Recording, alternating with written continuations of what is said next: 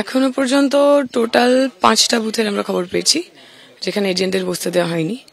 তার মধ্যে 2টিতে পুলিশের সাথে যোগাযোগ করলে তারা বলেন যে তারা ফোর্স পাঠাচ্ছেন, বাকি 2টি এখনো সেখানে কোথাও কিছু পাঠানো হয়নি। রাত থেকে শুরু হয়েছে। কাল রাতে আমাদের যে এজেন্ট তার বাড়ি ঘেরাও করে আমার এক এজেন্টের ফর্ম ছিঁড়ে নেওয়া ইত্যাদি হয়েছে। কালকে আমরা পুলিশে কমপ্লেন করাতে একজন অ্যারেস্টেডও হয়েছেন। কিন্তু এই যে উত্তেজনা, যেই কন্টিনিউয়াস লোকের বাড়িতে গিয়ে ভয় দেখানো যে কিছুতেই আমরা ভোট দিতে দেবো না, কেউ এজেন্ট বসবি না, এই হুমকিটা কন্টিনিউয়াস চলছে। বনগাঁ, ব্যারাকপুর, হুগলি, শ্রীরামপুরে নির্বাচন, পাশাপাশি আরামবাগ, উলুবেড়িয়া, হাওড়া লোকসভা কেন্দ্র ভোট রয়েছে। মোতায়েন থাকবে 799 কোম্পানি কেন্দ্রীয় বাহিনী। রেকর্ড সংখ্যক কিউআরটি থাকছে পঞ্চম দফায়। ব্যারাকপুরে 65 কোম্পানি কেন্দ্রীয় বাহিনী, 51টি কিউআরটি। বনগাঁয় 55 কোম্পানি কেন্দ্রীয় বাহিনী, কিউআরটি থাকবে 44টি। হাওড়া কমিশনারেটে 81 কোম্পানি কেন্দ্রীয় বাহিনী, 75টি কিউআরটি। হাওড়া গ্রামীণ এলাকায় 111 কোম্পানি কেন্দ্রীয় বাহিনী মোতায়েন থাকার কথা রয়েছে, কিউআরটির সংখ্যা 105। অন্যদিকে হুগলি গ্রামীণে 181 কোম্পানি কেন্দ্রীয় বাহিনীর সঙ্গে থাকছে 166টি কিউআরটি।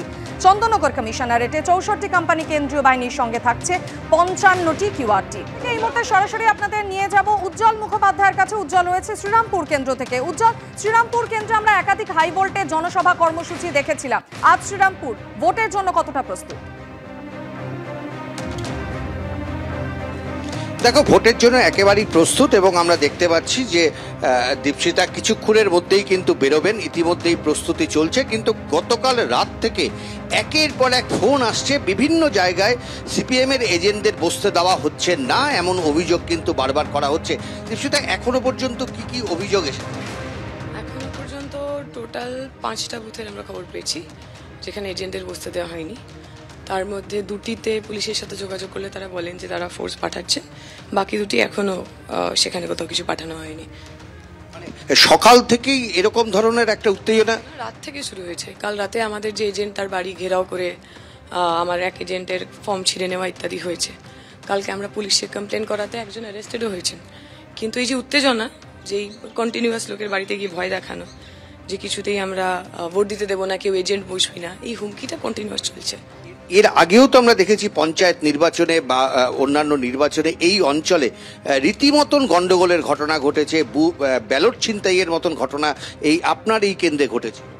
আসলে ওই যে অঞ্চলের কথা আমরা এখন বলছি, বাঁকড়া সদর অঞ্চল, 2016 সালের পর থেকে সেখানে নির্বাচন হয় না, মানুষকে ভোটই দিতে দেওয়া হয় না, এজেন্ট বসতে দেওয়া হয় না, সাধারণ মানুষ ভোট দিতে পারেন না। এইবার আমরা সমস্ত জায়গায় এজেন্ট দিয়েছিলাম, প্রায় 70% জায়গায় আমাদের এজেন্ট ছিল। কিন্তু সেইটাতেও যাতে কিভাবে সেটাকে ডিস্টার্ব করা যায়, কিভাবে সাধারণ মানুষ ভোট দিতে না পারেন, তার চেষ্টা ওনারা করছেন।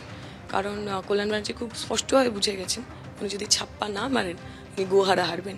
যাতে উনি সেটা না হয় তাই উনি অসৎ উপায়ে জেতার চেষ্টা করছেন। আপনি কি ময়দানে আছেন? একদম, আমার ভোট দিয়েই ওইখানেই যাব যে বুথগুলো আমরা এখন খবর অর্থাৎ শ্রীরামপুর লোকসভা কেন্দ্রের বাম প্রার্থী দীপশিতা ধর আপনারা শুনতে পেলেন। তিনি অভিযোগ করছেন যে গতকাল রাত থেকে বিভিন্ন জায়গায় অশান্তির খবর ইতিমধ্যেই সামনে আসছে।